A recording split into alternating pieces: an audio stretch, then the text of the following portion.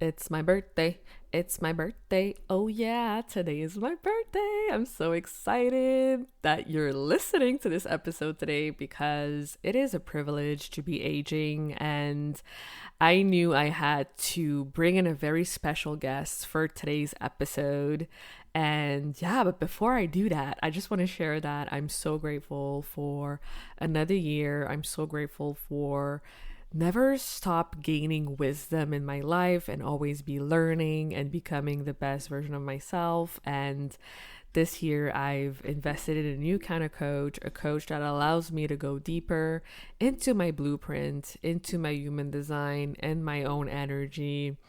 I've really tapped into that energy field and reconnected with my ancestors and the angels and my spirit team. And it's all thanks to her. Her name is Meaghan, and she's amazing. And I've never felt more understood and guided and supported. And this journey is not easy.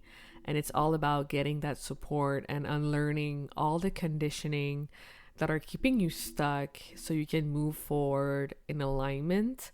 And yeah, it's with great honor that Meaghan is today's guest on the show to honor my birthday.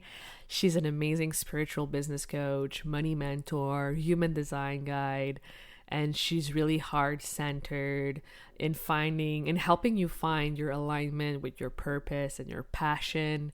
And in today's episode, we're talking about coming out of the spiritual closet because we're all spiritual in some type of level, and her journey of coming out and really owning her spiritual gifts and being a manifesting generator and generators and what it means with her sacral and riding her emotional wave and being energetic alignment and what's the difference between identity work versus energy work. So we're gonna dive deep into those juicy topics. I know you're gonna love it. So buckle up, you're in for a ride. Let's do this.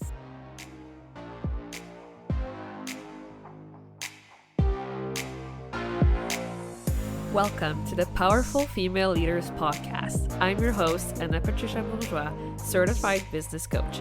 I am here to help you up-level, generate consistent wealth, increase your confidence, attract dream clients, and master your mindset so that you can fully own your power and achieve next level results in your online business and beyond. Every week, a powerful conversation will take place with amazing guests, or I'll share from my experience to help inspire you to start and scale the business of your dreams while being powerfully you. The time has come to stop playing small, stop hiding, and stop waiting. Now is the perfect time for you to passionately pursue your heart's desire as the powerful leader you were born to be. Are you ready? Let's do this. Hello, everyone, and welcome to another episode of the Powerful Female Leaders Podcast. I am here today with Meaghan. Hey, girl. Hey, How are you? I'm amazing. How are you? I'm awesome. I'm so excited to have you on the show. I cannot wait to dive in. Yes, I'm so excited to be here. So thank you for having me. Yeah, of course. So feel free to take us on and share with us who you are, what you do, and what got you into what it is that you do. Yes. So my name is Meaghan, obviously. I call myself, I know we've talked about this before. Like, what do we call ourselves? I basically at this point just call myself a business, wealth, and human design mentor and mystic. Um, Mm, I help heart centered women who want to use their passions and their soul work and gifts to really turn that into a profitable business that's also super aligned with their energetics and their human design in order to build wealth and create their dream lifestyle through their business and mm, also make an impact and feel really fulfilled with their work and daily life at the same time. And I got into that through wanting to basically create the same thing for myself. mm. And knowing that I also wanted to help people kind of do that same thing. And so it just it started out as just being like a business mindset and manifestation coach. And then the deeper I evolved into my purpose, it turned into what it is now. Yes. Oh my gosh, this is so good. And Did you know you were always like spiritual? Like, how did you grow your gifts and your soul purpose? Yeah, so not like okay, I was always a very like intuitive kid and all like also a very like imaginative kid. Like I'm a Pisces rising, so very much like Mm-hmm. I mean, you're a Pisces sun, so you get the vibes. Like very much like daydreaming, like intuitive, like kind of like living in your own reality and stuff like that. Mm-hmm. But I grew up in a very conservative Christian household, and so like exposure to the more spiritual side of things wasn't a thing. Um but I was Mm. always like drawn towards those things naturally. Like I remember like any magazine I could get my hands on as a kid, I would be like reading the horoscopes. Obsessed with that type of stuff. And then in college, I don't even remember like what exactly was kind of like my gateway. I guess maybe like yoga was my gateway a little bit, and some like college classes that kind of opened me up to like Mm-hmm. other like ways of just looking at spirituality other than just like one set organized religion. And it kind of just took off from there. I started diving into like chakras first. That was kind of like my first thing into spirituality. And then I started reading tarot and found out that I was naturally really good at that. And it Mm. just kind of evolved from there. Definitely like a bumpy road being going down the spiritual closet, and then like I think that's something that is definitely something most people I think experience. Like it's not like this easy, oh, like here are my spiritual gifts and then you're just like it's smooth sailing from there. I think like my business has pulled that out of me, because I feel like when you own a business, especially when you own a business where you prioritize it being very aligned with yourself, you can't Mm-hmm. ignore those spiritual gifts, and it's hard to keep them kind of under wraps. And so my business has kind of forced me to not only share them but pay attention to them and evolve them. um so I think my business was really a catalyst for me really accepting that and diving into it and growing it and nurturing it. Yes. Oh my gosh. Yes. And like, what would you say to someone who's like in the spiritual closet right now? Like, they know they have those gifts, but they're just like, ah, they feel that resistance to like sharing it with the world. Rip the band-aid off.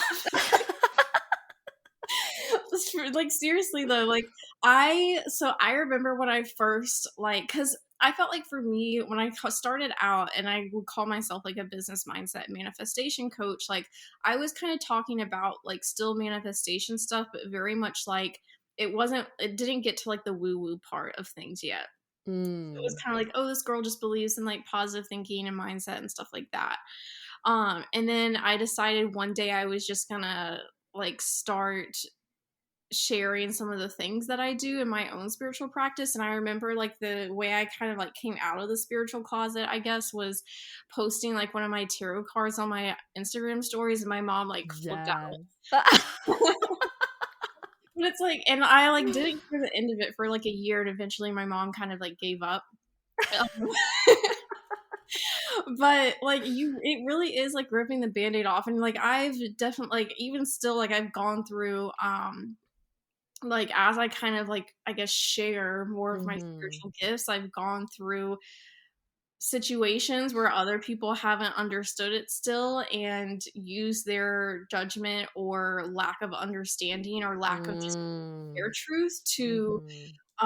try and dim my own light. And that's something that comes with the territory, and yes, it does suck, but at the end of the day, like your spiritual gifts and your purpose of using them are much more powerful than people who have anything negative to say. And anyone who says anything negative about it is a reflection of themselves and their lack of being in their Yes. truth, not an actual reflection of you. And Mm-hmm. it doesn't mean that you're doing anything wrong. Amen. This is so true. I'm so glad we're talking about this because, yeah, it's not about you, it's about them. It doesn't mean anything about you. Like, you do you. You know what I mean? Exactly. Exactly. Like, and, like, at the end of the day, especially, like, if you own a business, my whole thing is those people are not paying my bills. Like, those people Yeah. are not my clients, and so at the end of the day, like, Imma take my spiritual gifts to the bank, and they can keep, like, doing whatever they're doing. Yes, queen, you do it. Awesome. So Megan is really amazing. Like, I'm in her mastermind. My mind is blown every day. Like, I'm growing closer and closer to my human design. And like, one thing that I've learned so far is to follow my sacral. So can you explain what that means and why it's so important? Yes. So you're a manifesting generator. So Yes. any other Mani-gens listening to this, or if you're a generator too, I'm also a generator. What makes us a generator type, since you're also technically a subtype of a generator, is we Mhm. have a defined sacral, which there's in your Mhm. human design chart, there's 9 energy centers. Each energy center governs specific energetic themes. And so whatever centers you have defined, it's the consistent energy that you have. So the sacral center deals with life force energy, basically the energy to create and sustainable energy. Mm. And so having it defined as a generator or manifesting generator means that you have consistent access to that life force, sustainable, creative energy that generates itself. Um, Mhm. and this defined sacral for generators and manifesting generators is really the powerhouse of your chart because that's what basically determines your energy type. It's Mhm. where your strategy comes from because your strategy is to respond, and what you're responding to is your sacral is responding to everything outside of you to guide you in alignment with what is or isn't in alignment for Mm. you to act on or do or decide on or whatever.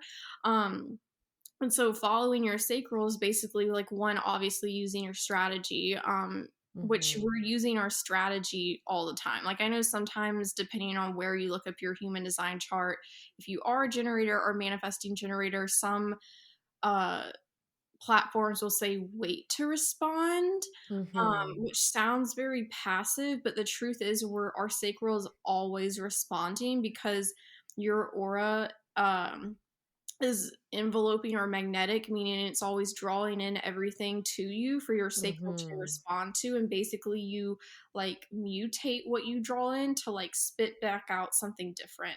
So it's kind of like you take things in and then create on your own or like put your own spin on it. And then you like spit Mhm. it back out into the universe as like something different. And so Mm. when we say like follow your sacral, it's paying attention like in your gut and in your body what your sacral is responding to with everything in front of you and following the things that feel good, that feel satisfying, that light you up, that are bringing joy, that it's kind of like that you see something like if you see a good like a TV commercial for like something like good food or something and you kind of get that reaction of like ooh that looks good, or like if you go to like the bakery and you look at the window and that one thing catches your eye and it kind of makes you like be like ooh I want that, like that's the one that looks really good, like that's Mm. kind of like you want to follow that, but for everything in your life you want to follow that response because that is Mm. what number one is going to give you the most satisfaction, which at the end of the day is what people who have a defined sacral want, is just satisfaction.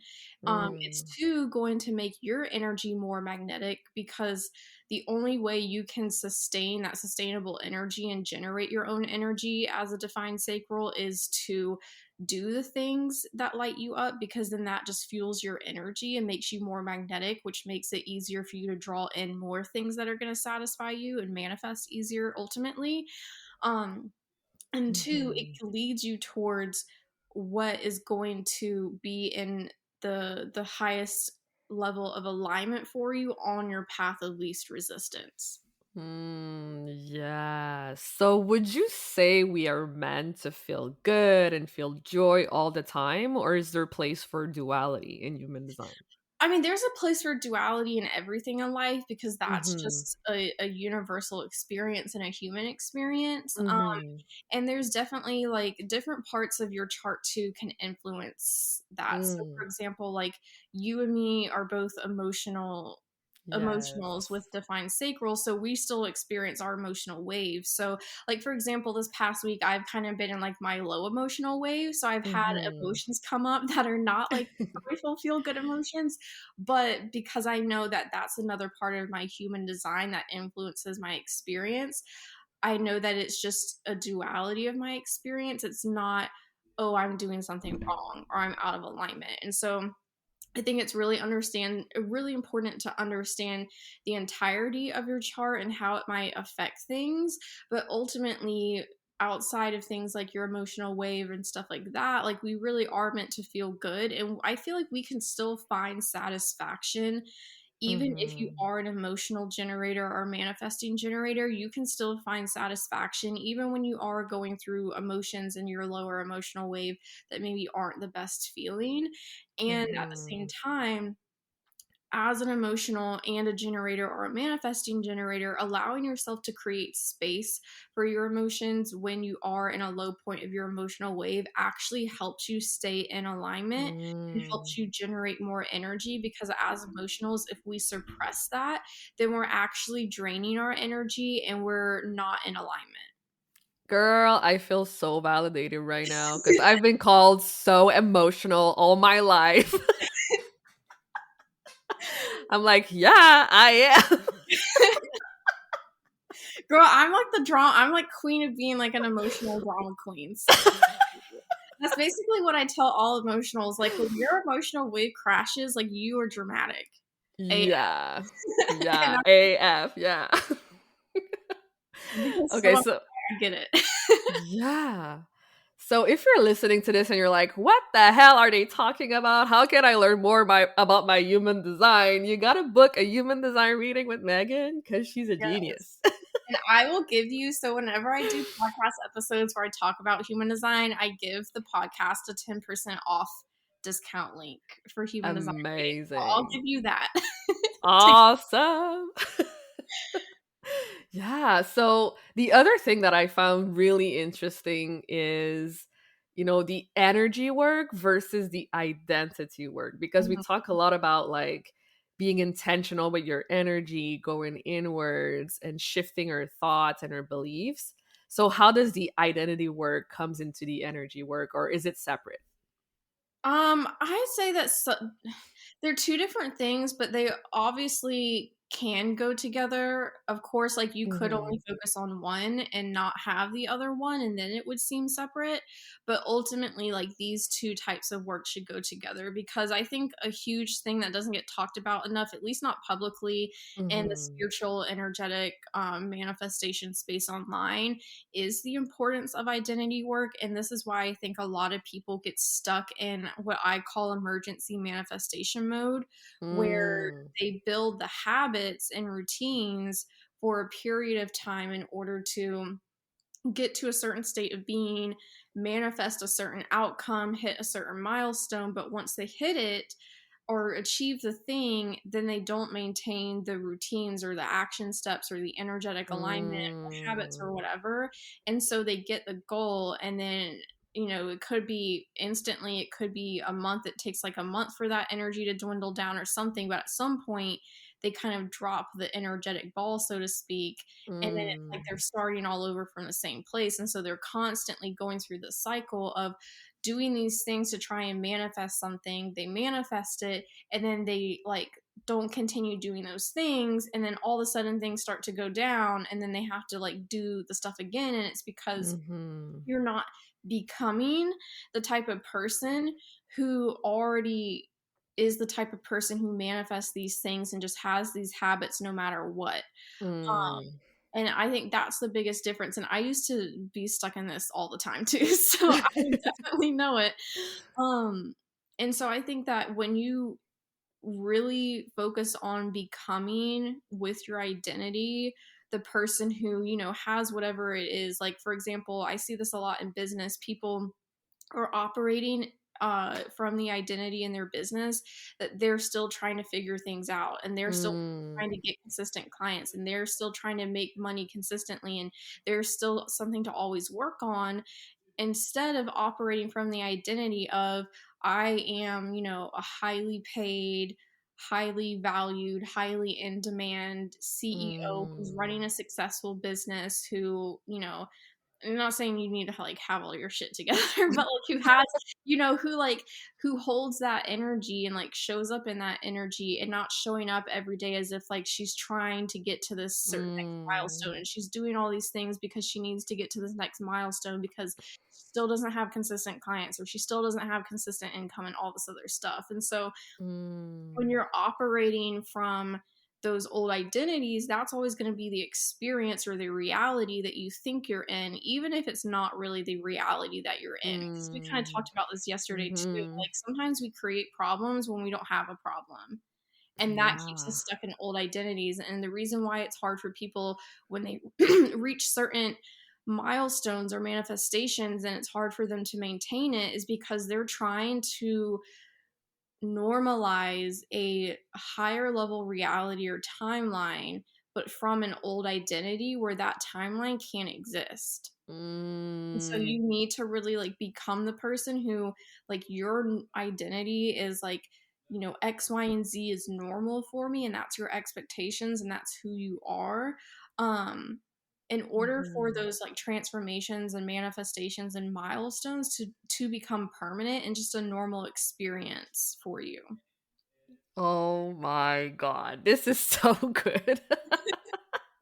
It is so true, but I feel it's so challenging to do It as is, well. because it takes, like, you really have to be persistent with it, because Yeah. most of us have spent, like, if you're looking at your identity up until now, that means that from when you were born until today, those are the things that have shaped your identity. And so that means that, like, you have to be persistent every day and molding this new identity for yourself. You can't expect it to be like, it's not like whatever those other it's not like the 369 manifestation method where you can just like write things down, or like, you have to be persistent, because your subconscious mind and your ego is not going to just like easily be like, okay, like this is what we're doing now. Like you have to Mhm. persistently work at it. And I think that's another thing that I see probably almost any client I work with or anyone I even talk to, where it's just like, no, they're like, no Mhm. matter what I do, like nothing's working. And I'm like, well, how persistent are you actually being versus you just letting yourself go down the rabbit hole when one negative thought comes up?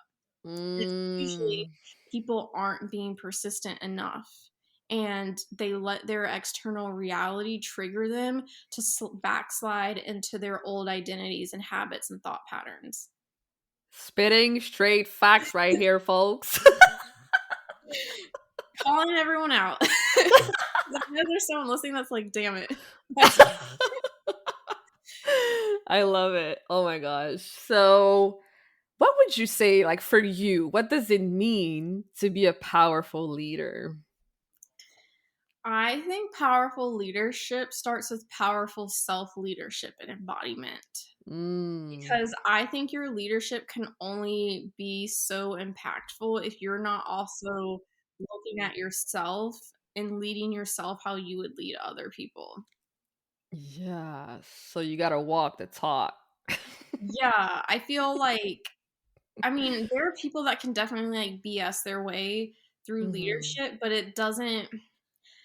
it's never going to be as impactful. And I feel like you're going to hit like a glass ceiling with it eventually, because at Mhm. some point in leadership, to be like a really great leader and to not have a glass ceiling on your leadership and impact, you have to be self-aware, and you have to look at even like maybe where your lack of embodiment and self-leadership is stopping you from Mm. growing as a leader, and maybe growing your skill set, or maybe um seeing Mhm. things from a different perspective, or just the energy you even show up in. So at some Mhm. point, if people want to really grow limitlessly in their leadership and really be like a powerful leader, it takes a lot of like self-awareness, which also takes a lot of like humility, and like there's no room for your ego or pride in leadership, or at least powerful, good, heart-centered leadership. Oof, yes. So true, so good. Ah, I love it so much. So, Do you have, any last piece of wisdom, anything you truly wanted to share with our audience today? I think I'll share what I shared on my stories yesterday, which was a piece of like channeled business advice that I think Ooh. completely goes against all the rules.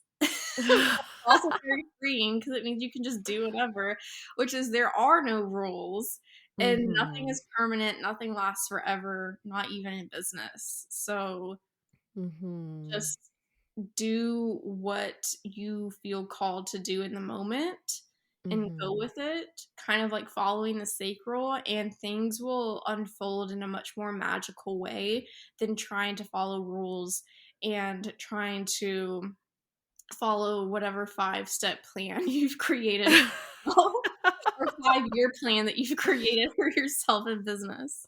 Yes. We're not meant to be fitted into boxes anyways. Mm-mm. Nope. Amazing. So where can people go to connect with you, follow you, learn more about you, your services, your readings? Let us know.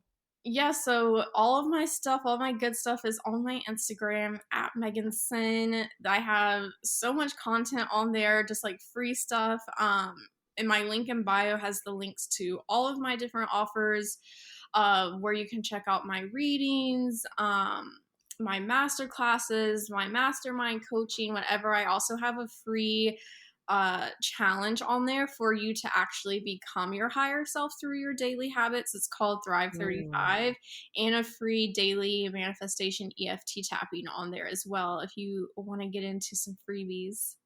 Yes, go follow Megan. She is amazing. She'll rock your world. Thank you so much for being here today. Yeah, thank you for having me. Thank you so much for listening to this episode of the Powerful Female Leaders podcast. If you love this episode, make sure to spread the message, leave a review, and subscribe. I would forever be grateful for you. I also want to hear from you, and I want to know your feedback and your questions for future episodes. So don't be shy, say hi, and send me a message at Powerful Female Leaders Podcast on Instagram. Until then, I'll see you on the next episode.